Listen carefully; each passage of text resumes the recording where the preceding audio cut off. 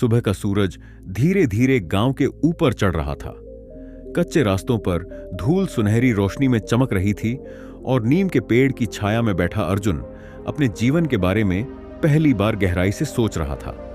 वह कोई साधारण इंसान नहीं था, लेकिन उसका जीवन अब तक साधारण से भी नीचे गुजरा था। गरीबी, अपमान और असफलताओं ने उसे भीतर से तोड़ दिया था। फिर भी उस सुबह उसके मन में एक अजीब सी हलचल थी, जैसे जीवन उसे कुछ कहने वाला हो। अर्जुन का जन्म इसी गांव में हुआ था। पिता एक मेहनती किसान थे, लेकिन कर्ज और सूखे ने उनकी कमर तोड़ दी थी। मां घरों में काम करती थी ताकि बच्चों का पेट भर सके। बचपन में अर्जुन ने किताबों से ज्यादा भूख को करीब से देखा था।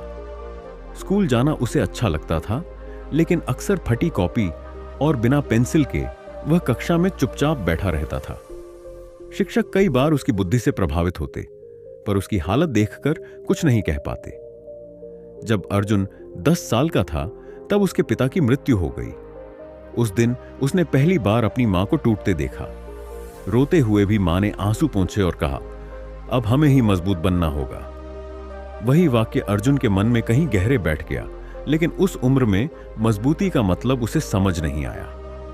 स्कूल छूट गया, बचपन छूट गया और जिम्मेदारियां हौज आ गईं।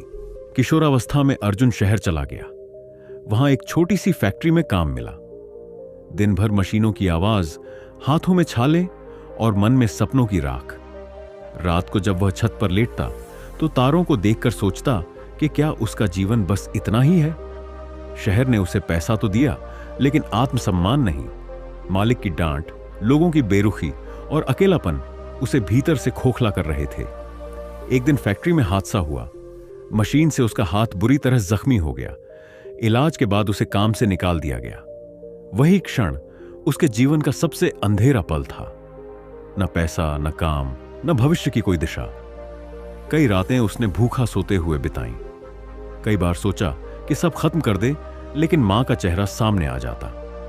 उसी दौर में उसकी मुलाकात एक बूढ़े व्यक्ति से हुई जो स्टेशन के पास किताबें बेचते थे। उनका नाम रामशरण था। अर्जुन रोज उनके पास बैठने लगा। बूढ़े आदमी की आंखों में अजीब सी शांति थी। एक दिन उन्होंने अर्जुन से कहा, दर्द अगर तुम्हें तोड़ नहीं रहा तो तुम्हें गढ़ रहा है। यह वाक्य अर्जुन के दिल में उतर गया। रामशरण ने उसे पढ़ने के लिए किताबें दी। भगवत गीता, कबीर के दोहे और कुछ आत्मकथाएं। अर्जुन ने पहली बार समझा कि जीवन सिर्फ परिस्थितियों का नाम नहीं, बल्कि दृष्टिकोण का भी है।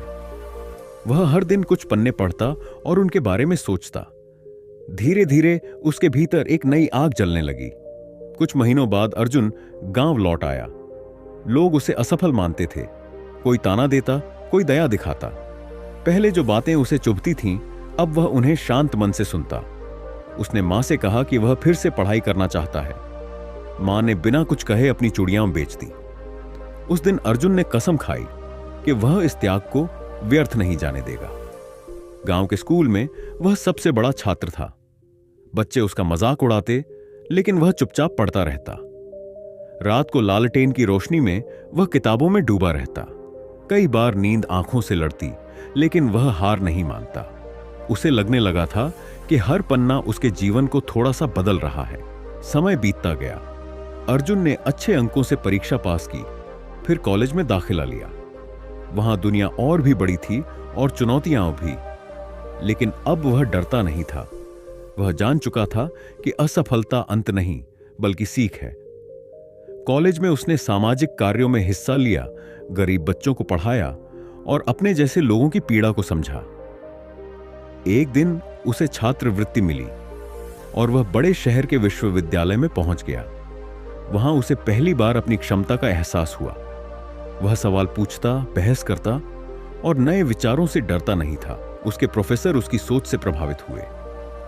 अर्जुन ने अर्थशास्त्र को चुना क्योंकि वह गरीबी की जड़ को समझना चाहता था।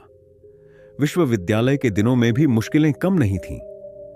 कई बार पैसे खत्म हो जाते, कई बार अकेलापन घेर लेता, लेकिन अब उसके पास किताबें थीं, विचार थे और एक उद्देश्य था। वह जानता था कि उसे सिर्फ अपने लिए नहीं, बल्कि उन सब के लिए आगे बढ़ना है जो पीछे छूट गए हैं। पढ़ाई पूरी करने के बाद अर्जुन को एक अच्छी नौकरी मिली। पहली तनख्वाह उसने मां के हाथ में रखी। मां की आंखों में आंसू थे, लेकिन इस बार वे खुशी के थे। गांव लौटने पर वही लोग जो उसे नाकाम कहते थे अब गर्व से उसका नाम लेते थे। लेकिन अर्जुन के भीतर कोई अहंकार नहीं था। उसने गांव में एक छोटा सा शिक्षा केंद्र खोला। वहां गरीब बच्चों को मुफ्त पढ़ाया जाने लगा। उसने सीखा था कि ज्ञान बांटने से बढ़ता है। बच्चे उसे सिर्फ शिक्षक नहीं बल्कि दोस्त मानते थे। अर्जुन को लगता था कि उसका जीवन अब सही दिशा में है। कुछ सालों बाद उसने उच्च अध्ययन के लिए विदेश जाने का अवसर ठुकरा दिया। लोगों ने कहा कि वह पागल है, लेकिन उसके लिए असली सफलता वहीं थी जहां उसकी जड़ें थीं। उसने सरकारी योजनाओं के साथ मिलकर गांव में रोजगार के साधन शुरू किए। धीरे धीरे गांव की तस्वीर बदलने लगी। एक दिन वही बूढ़े रामशरण उसे स्टेशन पर मिले। अर्जुन ने उनके पैर छुए और कहा, अगर आप न होते तो मैं कुछ भी नहीं होता। बूढ़े ने मुस्कुराकर कहा, मैं तो सिर्फ आईना था, चेहरा तुम्हारा था। उस दिन अर्जुन समझ गया कि जीवन बदलने वाले लोग हमेशा बड़े भाषण नहीं देते, कभी कभी बस एक वाक्य काफी होता है। आज अर्जुन जब पीछे मुड़कर देखता है तो उसे दर्द, संघर्ष और आंसू सब जरूरी लगते हैं। अगर वे न होते तो वह इंसान नहीं बन पाता जो आज है। उसका जीवन इस बात का प्रमाण था कि हालात चाहे जैसे भी हों, इंसान अगर ठान ले तो अपनी कहानी खुद लिख सकता है। उस सुबह नीम के पेड़ के नीचे बैठा अर्जुन मुस्कुराया।